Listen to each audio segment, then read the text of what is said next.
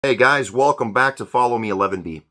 Discussions on current events, macroeconomics, and freedom and liberty from a veteran's perspective.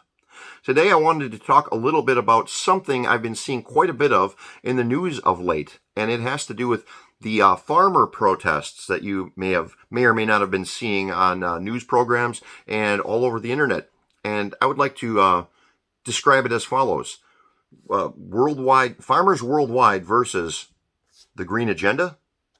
So let's go straight to a news article I came across in The Guardian from July 21st, 2022 by Sene Bastaz.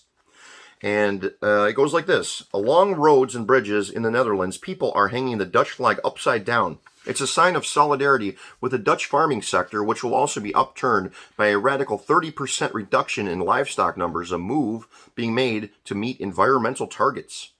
In recent weeks, farmers have blocked off food distribution centers with hundreds of tractors, blockaded major roads, and turned up outside regional assemblies and ministers' homes to protest. It comes as authorities in the Netherlands have released details of the cuts in ammonia, nitrogen oxides, and nitrous oxide needed to protect more than 150 nature reserves in the country. And it's the farming sector that's going to bear the brunt of the emission cuts. Here's a quote. "This is not a democracy anymore. It's a dictatorship," said Jeroen van Man, a farmer with 130 cows in Zeewold, central Netherlands, who has joined the protests. Manure, when mixed with urine, releases ammonia, a nitrogen compound. If it enters a lakes and streams via farm runoff, excessive nitrogen can damage sensitive natural habitats. The latest government coalition has not so far been dissuaded by the protests from its drive to tackle the country's environmental problems. After a landmark court ruling in 2019, it needs to reduce nitrogen emissions in order to allow building projects to go ahead in the country. "There is no choice," said Rudy Buys, spokesperson for the Agriculture Ministry. "Even if you stop with the policy tomorrow, the problem doesn't go away. If you want to build a house or a road, a lawyer will say, first reduce nitrogen and then you get a license." According to documents released Wednesday as a result of MP questions, Finance Ministry calculations suggest that more than half of livestock farmers will have to stop or slim down. The government plans reports, let's skip over that. Actually, it says will affect 5 times more farmers than is strictly necessary. 5 times more farmers than is strictly necessary. Well, that's government efficiency at its finest. All right, let's move over to another quick article. I got a lot of stuff to get through, so I'm going to move fast here. This is from the National Catholic Register, and it is by Solani Taddy, Tadie, from the National Catholic Register, July 29th, 2022.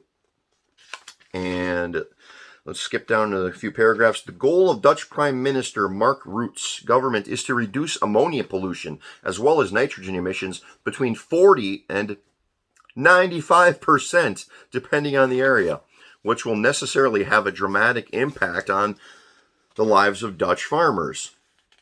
According to an estimate by the Ministry of Finance, more than half of the farm holdings will disappear or be cut back in the next 8 years. This drastic decision by the Dutch government has driven tens of thousands of farmers to the streets, causing clashes with the authorities and blockades through the country in recent weeks." And if you haven't seen it online, check it out. I mean, Dutch farmer protests, just look up images on Google or wherever you do your search. You will find amazing pictures of probably hundreds, if not thousands, of tractors just for miles going down the highways, blocking the highways and so forth. But back to the article. "Moving food production elsewhere in the world makes no sense and is unwise, especially when this objective of nitrogen reduction will fundamentally maintain or expand other economic activities and industries," he said. And he is Chris van Bruggen, dairy farmer in the Alabwassard region.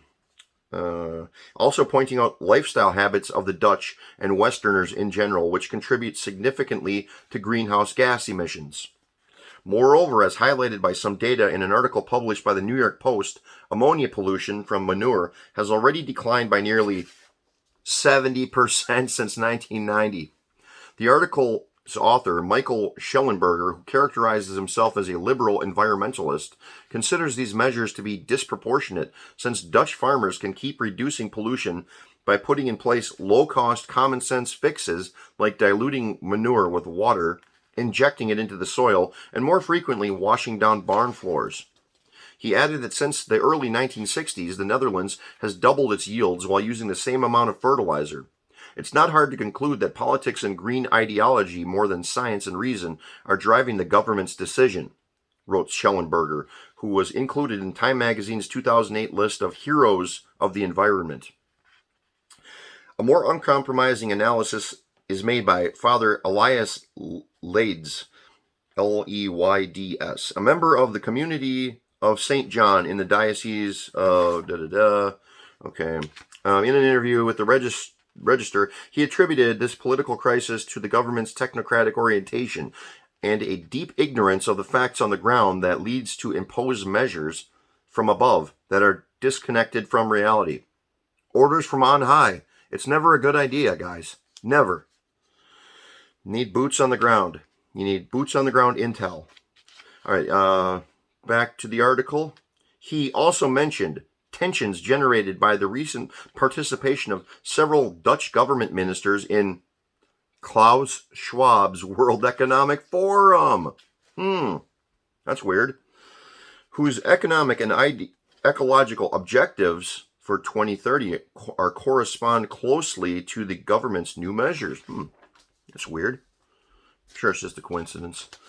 Here's a quote. It gives people the feeling that there is something wrong going on with their government's philosophy without necessarily having the intellectual tools to oppose policies they disapprove, Father Leyds said, noting that the Dutch farmers are crystallizing a more widespread popular discontent towards their nation's elite.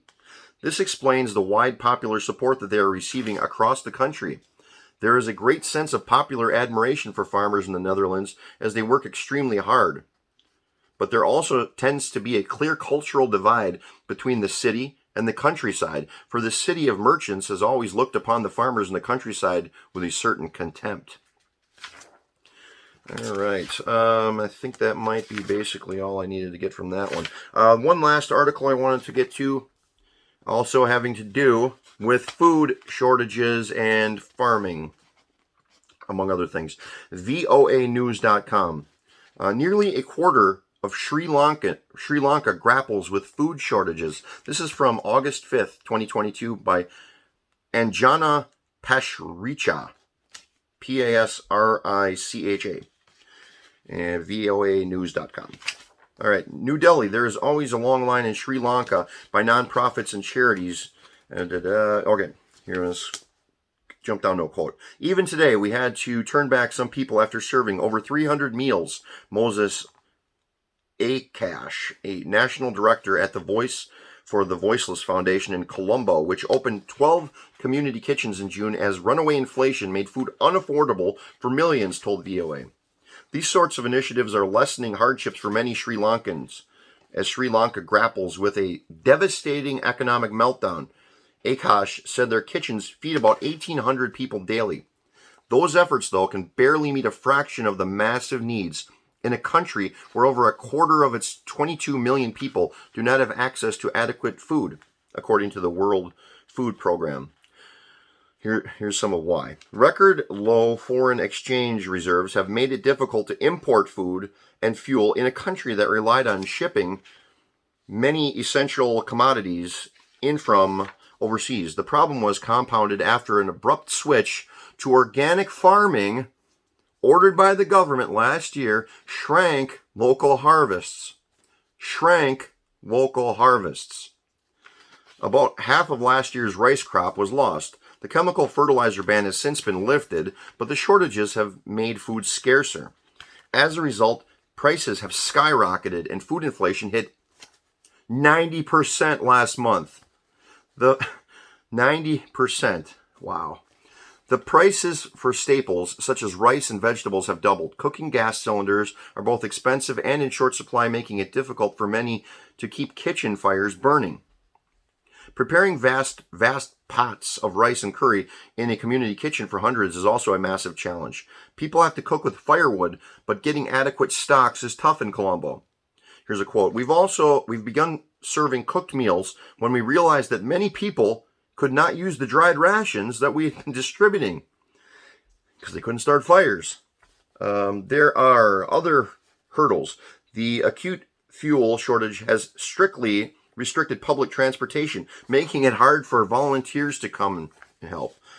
The urban poor are hit hardest. All right. Let's see here. Coming months could see a further spike in food prices. Farmers are again facing fertilizer and fuel shortages as the cash-strapped government is unable to fund their purchase. That has raised fears of the agricultural production could plummet for a second year. If all of those items are not readily available, I am quite worried that the upcoming season, which will be coming in October through November, that might be impacted. Anyway, that was a quote from, I don't even know who, but we cannot import food because we don't have the dollars, and internally there's a short supply, Pereira said. Crops in one part of the country cannot be sent to another due to diesel and petrol shortages. Things will only get worse for a while. So again, this is just central planning at its finest. This is governments thinking, the central planners and authoritarian, people that think they know better than what's been going on for hundreds, if not thousands of years. We can do it better, and we're going to. And we don't care how you're already doing it. We're going to change it, whether you like it or not. And here we go. And you can see what's happened with Sri Lanka. You can see what's happening right now in the Netherlands. You can see what's spreading out to Spain and Poland and Italy and parts of Europe. The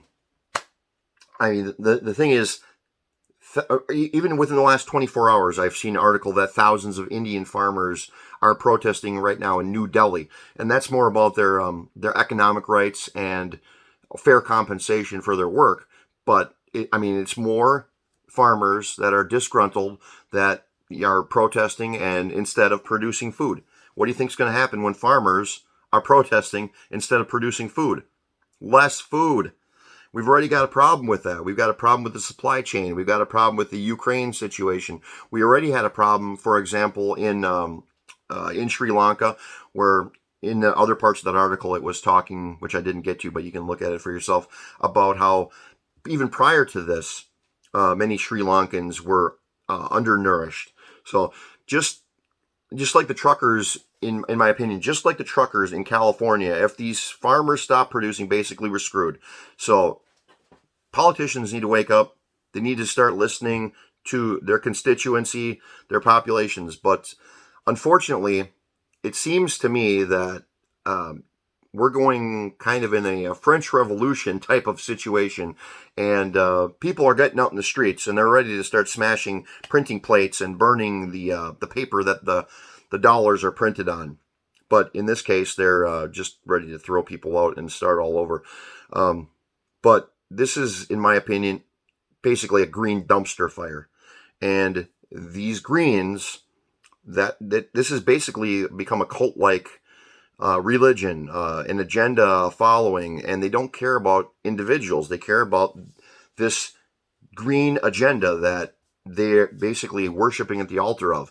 It's kind of creepy, but I could be wrong. I would love to hear what you guys think about this weird green agenda and these weird these protests that are up against governments that are basically turning on their own farmers and people and causing big food shortages, not only in their own country, but worldwide. So please post your comments below. And in the meantime, don't forget we are growing. We are Follow Me 11B on YouTube, on Gettr, on Twitter, on Facebook, The Real Follow Me 11B, on Instagram and on Rumble. And we will see you all on the next video.